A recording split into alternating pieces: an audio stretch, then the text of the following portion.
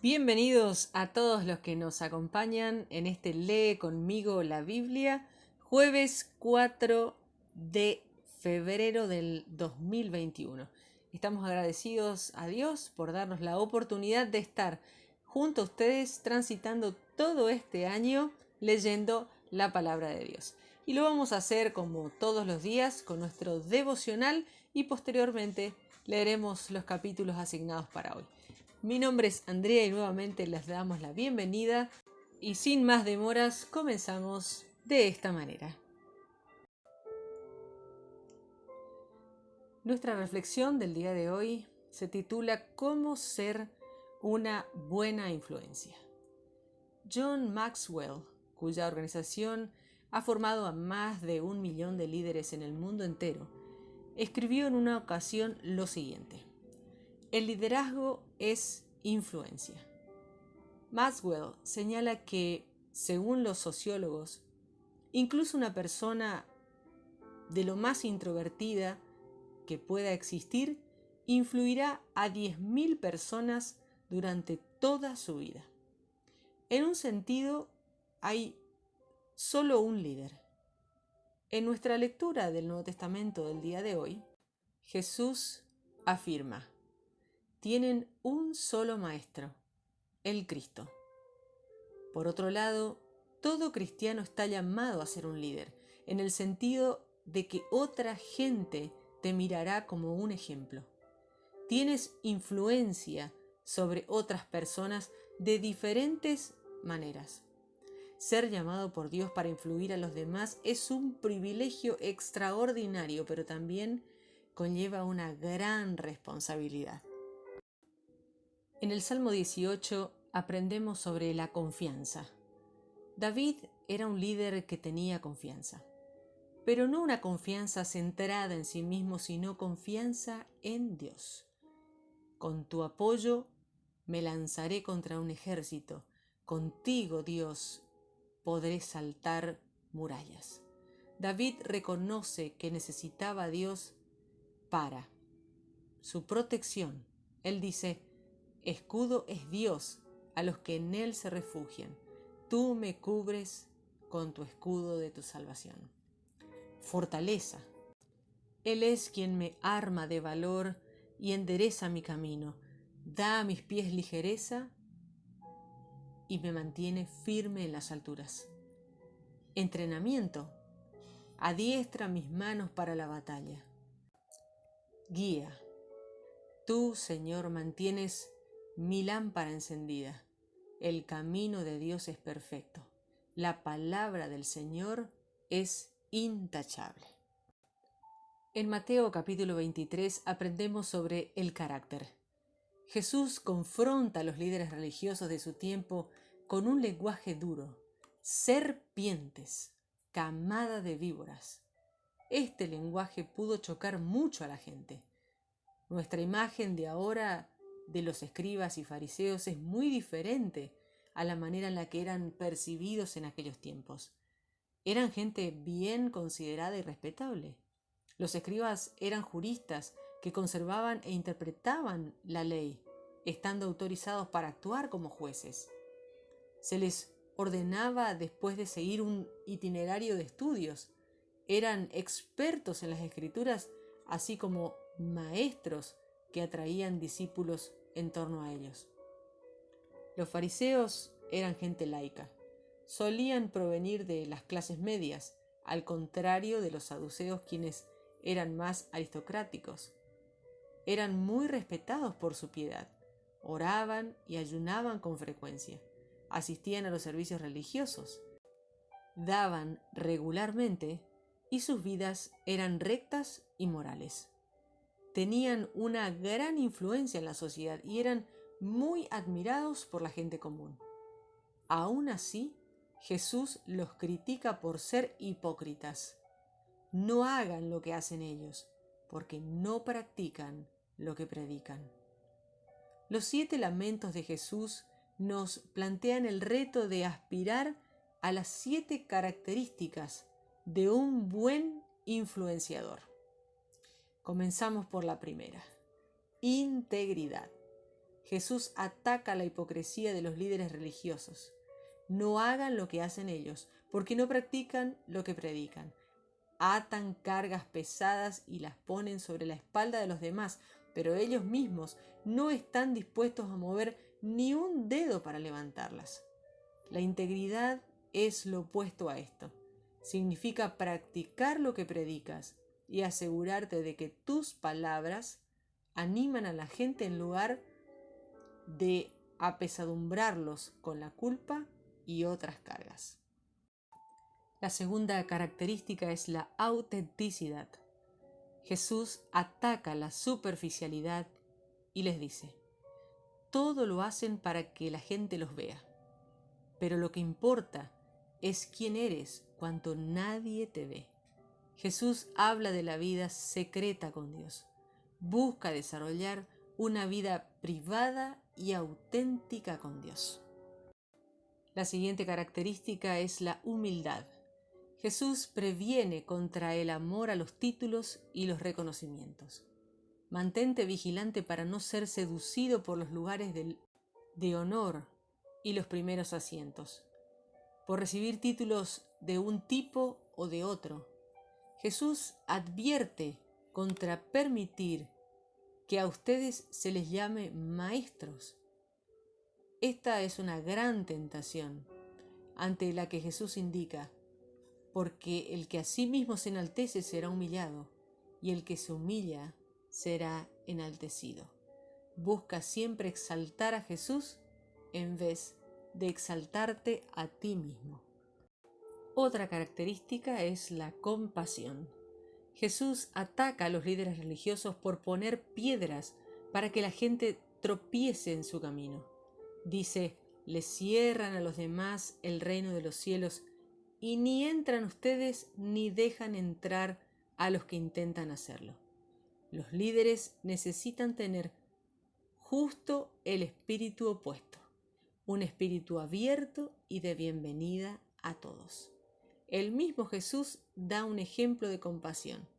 Él dice: Jerusalén, Jerusalén, ¿cuántas veces quise reunir a tus hijos como reúne la gallina a sus pollitos debajo de sus alas? La siguiente característica es la visión. Los líderes tienen que tener una gran visión. Jesús ataca la cortedad de miras y la estrechez de mente de los líderes religiosos, con sus ridículas discusiones bizantinas. No eran capaces de distinguir el árbol del bosque. Tienen que concentrarse en los asuntos importantes. Orar para recibir la visión de Dios y no distraerse de lo esencial. Pídele a Dios que te dé una visión que sea tan grande que sin Él sea imposible. La siguiente característica nos habla de enfoque. Céntrate en lo que de verdad importa. Evita dejarte atrapar por los detalles menores y convertirte en un legalista. Jesús dice: cuelan el mosquito, pero se tragan el camello. En vez de esto, tenemos que enfocarnos en los asuntos más importantes de la ley, tales como la justicia, la misericordia y la fidelidad. La lucha contra la injusticia y la pobreza demuestra la fidelidad en tus relaciones con tu familia y los demás. Y la última característica es la generosidad. Es lo opuesto a la autocomplacencia y a la avaricia, las cuales son denunciadas por Jesús. Su vida interior es completamente diferente a su vida exterior. Jesús te llama a ser tú mismo y que tu interior sea como tu exterior. Estos son unos estándares muy altos y extremadamente difíciles de cumplir. A medida que sus lamentos se acercan a un clímax, las palabras de Jesús son las más fuertes que salen de su boca. Es importante señalar que no se dirigían a la gente común. Jesús estaba criticando a los líderes poderosos que buscaban enaltecerse a sí mismos y que cierran a los demás el reino de los cielos. No debemos usar estas palabras como excusa para regañar a la gente común, ni tampoco a los líderes que buscan sinceramente señalar a la gente el camino a Jesús. Son palabras desafiantes, pero el reto no debe ser dirigido a la gente incorrecta. Lo que resulta tan asombroso de las palabras de Jesús es que, humanamente hablando, Él estaba en una posición de debilidad extrema, a pesar de lo cual no temió enfrentarse a los poderes de su tiempo. En el libro de Job, capítulo 33, vemos acerca de la crítica. Como ha señalado Rick Warren, la crítica es el precio de la influencia. Si no influyes a nadie, nadie va a decir ni pío acerca de ti. Pero cuanto mayor sea tu influencia, más críticos tendrás. El pobre Job, quien estaba en una postura de liderazgo destacada, tuvo que aguantar un aluvión de constantes críticas abusivas por parte de sus detractores. Resulta más doloroso porque salen de los que se llamaban sus amigos.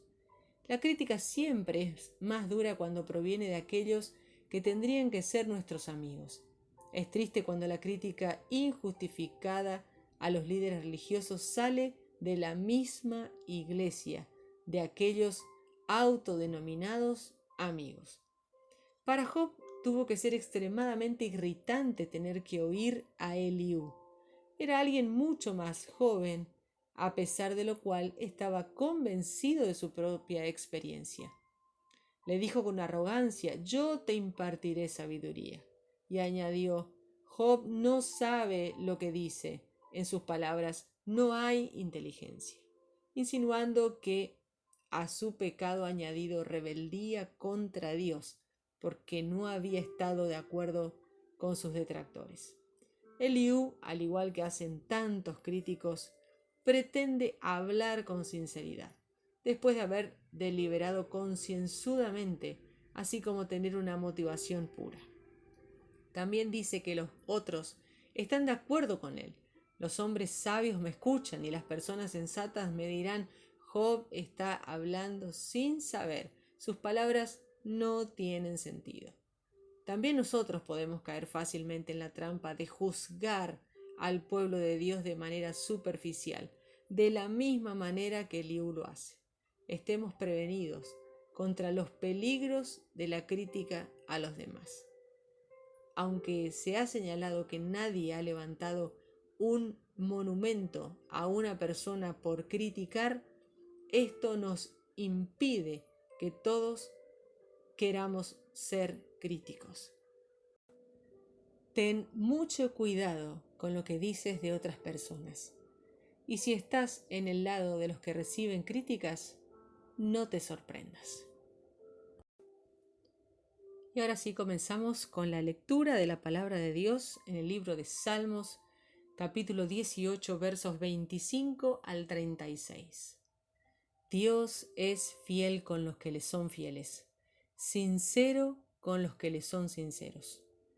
Dios mío, tú eres bueno y puro con la gente que es buena y pura, pero puedes derrotar hasta el más perverso. Tú salvas a la gente humilde y humillas a los más soberbios. Señor, tú iluminas mi sendero. Eres mi luz en la oscuridad. Dios mío, con tu ayuda podré correr con los soldados. Con tu ayuda saltaré las murallas de mis enemigos. El camino de Dios es perfecto. Las promesas del Señor han sido probadas. Él protege a quienes buscan su ayuda y protección. El Señor es el único Dios. Nuestro Dios es nuestra única roca. Dios es quien me reviste de valor y perfecciona mi camino. Él me da pies como los de cierva y me mantiene firme aún en los lugares más altos. Dios me prepara para la guerra. Les da fuerza a mis brazos para lanzar dardos poderosos. Dios mío, me has dado el escudo de tu salvación. Has sido mi apoyo y me has ayudado a prosperar.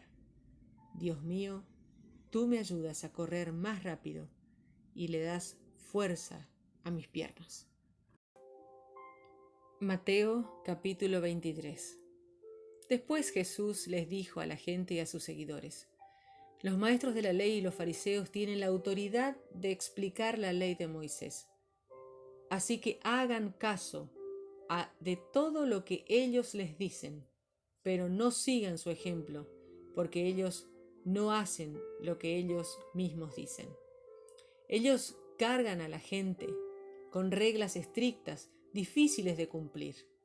Los obligan a cumplirlas, pero ellos ni siquiera quieren mover un dedo para ayudarles a obedecer las reglas. Ellos hacen cosas buenas solo para figurar como más importantes que los demás. Llevan en la frente cajitas de cuero con porciones de la Escritura. Hacen esas cajitas cada vez más grandes y agrandan también los flecos de sus mantos. Les gustan los lugares más importantes en las fiestas y buscan los lugares de honor en las sinagogas. También les gusta que la gente los salude con respeto en las plazas y que los llamen maestro. Pero ustedes no dejen que nadie los llame maestros, porque solamente tienen un maestro y todos ustedes son iguales como hermanos y hermanas. Aquí en la tierra no le digan a nadie Padre. Ustedes solo tienen un Padre que está en el cielo. Tampoco dejen que les llamen líder, pues ustedes solamente tienen un líder, quien es el Mesías. El más importante entre ustedes será el que sirva, porque el que se crea más que los demás será humillado, y el que se humille será hecho importante. Pobres de ustedes, maestros de la ley y fariseos, hipócritas. Ustedes le cierran las puertas del reino de Dios a la gente. Ni entran ustedes ni dejan entrar a los que tratan de hacerlo. Pobres de ustedes, maestros de la ley y fariseos, hipócritas. Ustedes viajan por la tierra y mar para convertir a alguno en fariseo. Cuando lo logran, lo vuelven peor que ustedes y más merecedor de ir al infierno que ustedes mismos. Pobres de ustedes, guías de ciegos. Ustedes dicen: si alguien jura por el templo, no está obligado a mantener su juramento, pero si alguien jura por el oro que hay en el templo, entonces está obligado a cumplir el juramento. Ciegos, ¿qué es más importante? ¿El oro del templo o el templo que hace sagrado ese oro? Ustedes también dicen: si alguien jura por el altar, no tiene que cumplir su juramento, pero si jura por la ofrenda que está en el altar, entonces tiene que cumplirlo. Ciegos, ¿qué es más importante? ¿La ofrenda que hay en el altar o el altar que hace que la ofrenda quede consagrada? De esta forma, si alguien jura por el altar, está jurando por él y por todo lo que hay en él. Si alguien jura por el templo, está jurando por él y por todo lo que hay allí. Y si alguien jura por el cielo, está jurando por el trono de Dios y Dios mismo que está sentado en él. Pobres de ustedes, maestros de la ley y fariseos, hipócritas. Ustedes dan a Dios la 10ª parte de todo lo que cosechan, incluso de la menta, del anís y del comino. Pero se olvidan de las enseñanzas más importantes de la ley: la justicia, la misericordia y la fidelidad a Dios. Esto es lo que deberían hacer sin dejar de hacer lo otro. Ustedes son guías de ciegos.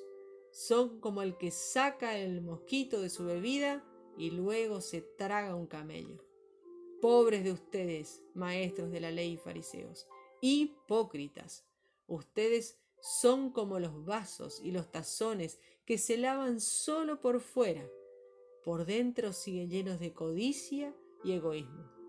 Fariseos ciegos, limpien primero el vaso por dentro para que quede limpio por dentro y por fuera.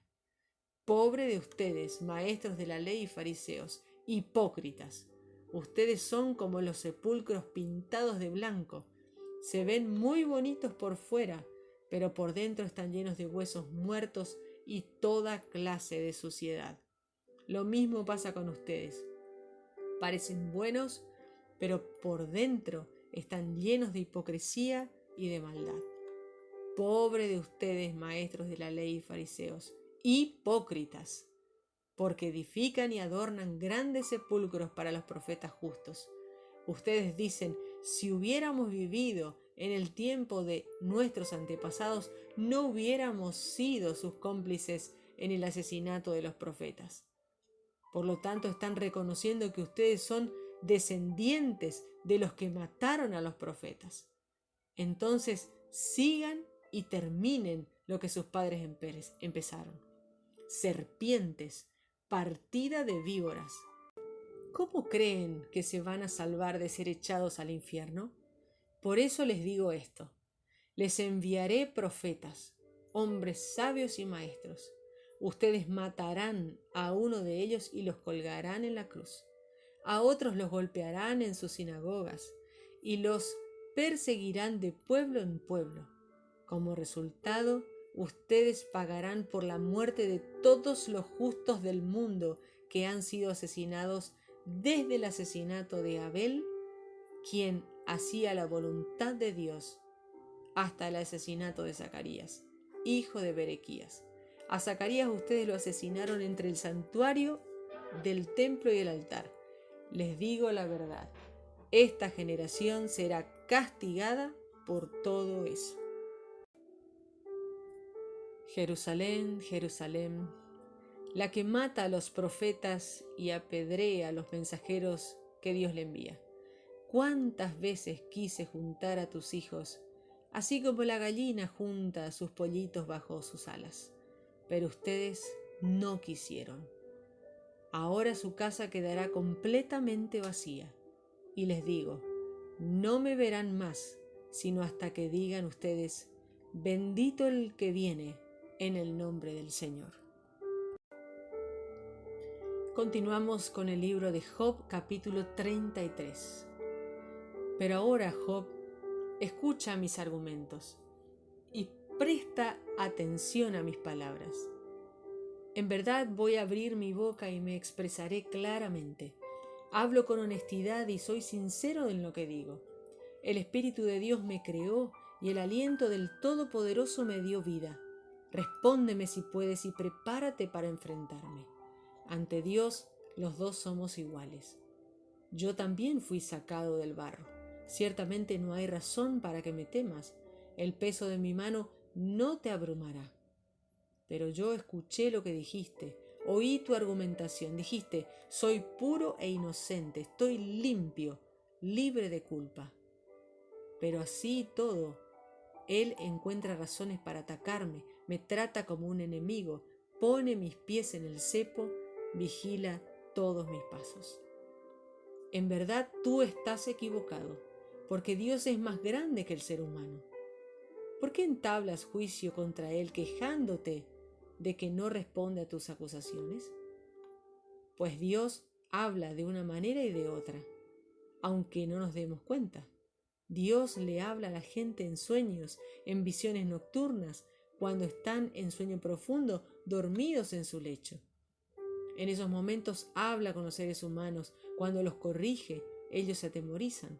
Aparta a los hombres del mal que están haciendo y pone así una barrera entre el hombre y su orgullo. Así los salva de ir al lugar de muerte. Quiere evitar que lo destruyan. Corrige al hombre haciéndolo caer en cama por el dolor y con el dolor permanente en sus huesos. Entonces odia la comida, pierde el apetito y ya no quiere comer ni la comida más deliciosa. Adelgaza y se asoma a sus huesos que antes no se veían. Su vida está al borde del abismo, al borde donde están los que causan la muerte. A veces hay un ángel que toma su caso como mediador. Una en 1000 veces le declara a uno lo que es correcto. Él tiene misericordia y dice: líbralo, déjalo ir al abismo, porque le conseguí su rescate. Entonces su cuerpo recobrará el vigor juvenil, él rejuvenecerá. Hace oración a Dios y Dios está contento con él. Adorará a Dios gritando de gozo y devolverá al hombre su justa situación. Entonces el hombre confesará ante la gente diciendo: he pecado, he torcido lo recto, pero no me sirvió de nada. Él salvó mi alma de cruzar el abismo. Ahora puedo disfrutar nuevamente de la vida. En verdad, Dios hace todo eso una y otra vez por el ser humano. Lo hace para traerlo de vuelta del abismo, para con luz darle luz a su vida. Pon atención, Job. Escúchame. Guarda silencio y déjame hablar. Si tienes algo que responderme, dilo, porque deseo que estés en lo correcto. Pero si no tienes nada que decir, entonces escúchame. Cállate y te enseñaré sabiduría. Job capítulo 34. Entonces Eliú continuó hablando: sabios, escuchen mis argumentos, óiganme ustedes los que tienen conocimiento, porque el oído discierne las palabras y el paladar prueba la comida. Examinemos por nosotros mismos lo que es justo. Vamos a conocer entre nosotros lo que está bien. Pero Job dice: yo soy inocente y Dios me ha tratado injustamente. A pesar de tener razón, se me llama mentiroso. No he cometido ningún crimen, pero mi herida es incurable. ¿Hay otro ser humano como Job? Él bebe la ironía como si fuera agua. Va camino a hacer amistad con perversos y a andar con delincuentes. Porque él dice: uno no gana nada esforzándose por complacer a Dios. Así que ustedes, los sensatos, escúchenme. Con toda seguridad que Dios no tiene nada que ver con el mal. El poderoso no tiene nada que ver con la perversidad, porque Dios le devuelve al ser humano conforme a lo que hace. Le da a cada uno lo que merece. En verdad, Dios nunca actúa mal.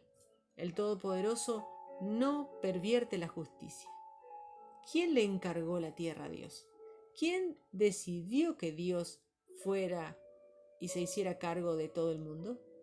Si Dios decidiera retirar su espíritu y atraer hacia sí mismo su aliento, morirían entonces todos los seres vivos.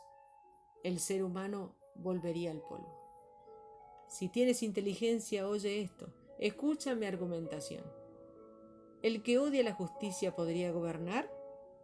¿Te atreves tú a acusar de malo al justo y poderoso? ¿Le dirías tú al rey: tú no vales nada? ¿Y a los príncipes: ustedes son perversos? Pero Dios no tiene preferencias con sus príncipes. Dios no ayuda al rico contra el pobre, porque Dios los creó a ambos. Ambos mueren en un momento, en medio de la noche, se estremecen y se van. Él, sin intervención humana, elimina al poderoso, porque Dios ve todo lo que la gente hace, está al tanto de cada paso que dan. No hay lugar lo suficientemente oscuro como para que la gente mala se esconda de Dios, porque el hombre no tiene que pedir cita para presentarse ante el juicio de Dios. Dios quebranta al poderoso y pone a otro en su reemplazo. Por lo tanto, Él sabe muy bien todo lo que ellos hacen. Los derriba en la noche y quedan aplastados. Los castiga en público por sus maldades, porque ellos dejaron de seguir a Dios y no se preocuparon por obedecerlo. Ellos hicieron que el pobre le pidiera ayuda a Dios. Él oyó la queja de los oprimidos. Cuando Dios no actúa, ¿quién se atreve a acusarlo de no hacer bien? Cuando esconde su rostro, ¿quién puede verlo? Él está por encima de las naciones y de los individuos para evitar que un corrupto reine y lleve a su pueblo a la ruina. Pero si dice, reconozco mi pecado, dejaré de ser corrupto, enséñame lo que no veo, Dios, me comprometo a no pecar más. ¿Tiene Dios que pagarte a ti de la manera que tú digas si rechazas su justicia? Lo digo porque tú eres el que decide, no yo. Así que di lo que sepas. La gente sabia y la persona inteligente que me escuchan me dirán, Job habla como un ignorante. Sus palabras no tienen sentido. Me gustaría que Job fuera puesto a prueba hasta el límite, porque él responde como los perversos. A sus otros pecados suma el pecado de rebeldía delante de nosotros y multiplica sus acusaciones contra Dios. Luego de haber realizado nuestra lectura, les invito a que tengamos juntos una palabra de oración. Señor, necesito tu ayuda. Oro por tu protección, fortaleza y guía. Lidérame por tu camino perfecto. Señor, perdóname por las veces que he fallado en estas áreas. Ayúdame a llevar una vida de integridad, autenticidad, humildad, compasión, visión, enfoque y generosidad. Ayúdame a tener la misma preocupación por mi ciudad que Jesús tuvo por la suya. Señor, enséñame a evitar formular juicios superficiales sobre otras personas. Dame sabiduría y sensibilidad para con aquellos que tienen dificultades en la vida. Ayúdame a fijar mis ojos en el único líder verdadero, Jesucristo, para someterme a su señorío, seguir su ejemplo y ser una buena influencia. Amén.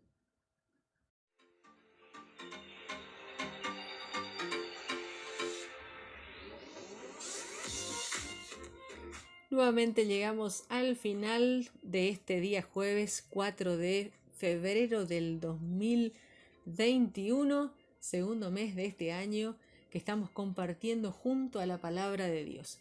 Mi nombre es Andrea, quiero agradecerte nuevamente por estar conmigo y compartir esta media hora junto a la Biblia y nos encontraremos, Dios mediante, mañana. Así que les deseo a todos muchas bendiciones y nos encontramos nuevamente para leer la Biblia conmigo.